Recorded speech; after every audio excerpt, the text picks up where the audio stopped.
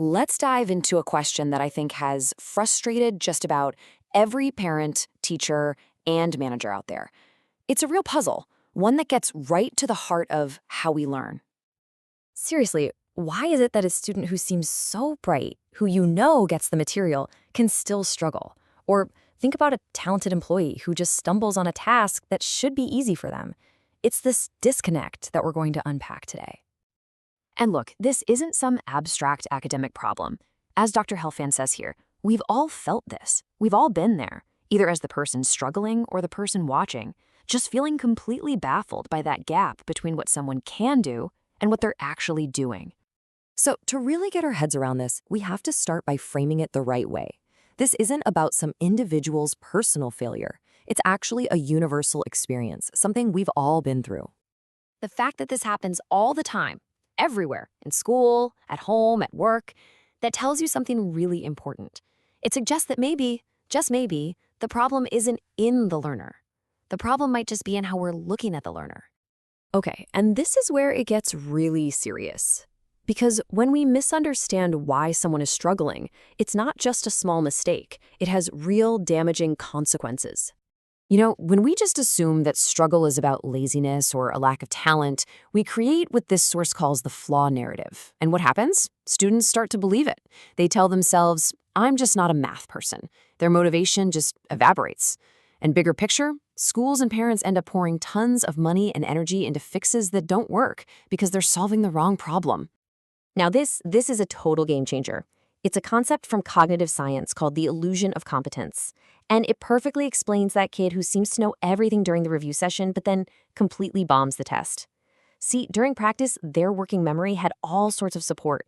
But when they had to fly solo, it got overloaded. We thought they were competent, but it was just an illusion. So if that old way of looking at struggle is so broken and costly, what's the alternative? Well, this is where we get to the solution.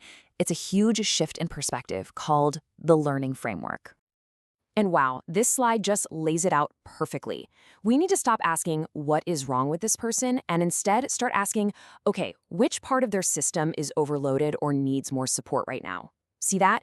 It's a tiny change in the question, but it moves us from a world of judgment to a world of diagnosis. It changes absolutely everything. So here it is, the big idea, the most important thing to take away. Struggle is not a character flaw. It's a signal. It's like the check engine light on your car's dashboard. The light isn't telling you have a bad car. It's just telling you which system needs a little attention. And that dashboard light? Well, it leads us right here to a kind of diagnostic map for learning. This framework gives us 5 interconnected systems to check whenever learning seems to stall out. So here they are, the 5 key domains.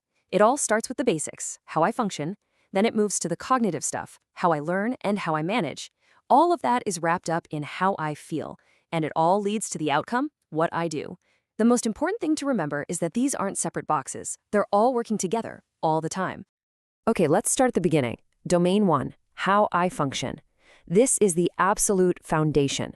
Think of it as the body's physical readiness to learn. If a student hasn't slept or isn't hydrated, their brain just doesn't have the fuel it needs. So that student who's yawning in class, they're not necessarily bored. Their body is sending a clear signal that a basic need just isn't being met. Next up, we look under the hood at Domain 2, how I learn. This is the cognitive engine, and it's about so much more than just memorizing things. It's about really, truly understanding. The classic signal here? A student who can repeat a definition word for word, but can't actually use the concept to solve a problem. That's a sign that the information is just stuck on the surface. Now, Domain 3, how I manage. This is the one that trips so many of us up. This is all about our executive functioning skills, the brain's project manager. It handles organization, planning, all that stuff. And this is why you can have a super brilliant student who totally gets the complex ideas, but forgets to turn in the homework. Their learn domain is firing on all cylinders, but their manage domain is struggling. And we absolutely cannot skip this next one, Domain 4, how I feel. Our emotional state is not some separate, fuzzy thing. It's at the core of learning. Neuroscience is crystal clear on this. When we're highly stressed or anxious, our brains are flooded with cortisol, which literally blocks our ability to think clearly. So when a kid breaks down over homework, they're not being dramatic. Their emotional system is slamming on the emergency brakes. And all of this, all four of those domains, lead to this final one, what I do. This is where the rubber meets the road. It's about turning what you know into action. It's about perseverance and resilience. A student might understand the material inside and out, but if they hit a tough problem and just give up, the learning never actually gets demonstrated. Their struggle isn't about knowing, it's about doing. And I want to be super clear. This isn't just a collection of nice ideas. The whole framework is built on a really solid foundation of scientific research, from cognitive load theory to neuroscience studies on how sleep affects memory. It's a proven way of understanding how we perform. So the big question is, what does this actually look like in the real world? Let's talk about how we can shift from a culture that's all about blame to one that's about finding the right balance. This slide just puts it all into perspective, doesn't it? The old way, the limited view, says scores are down, we need more test prep. And the result? Total burnout. But the expanded view, using the framework, says let's look at the domains. Maybe we need shorter practice, better learning strategies, and more emotional safety. And the result? Not only do scores get better, but students actually feel more confident. And this quote just says it all perfectly.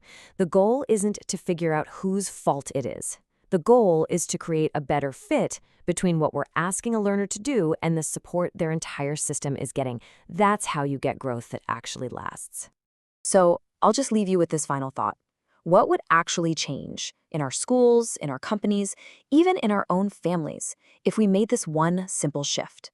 If every single time someone struggled, we saw it as a signal to investigate instead of a flaw to be judged. Just imagine the possibilities.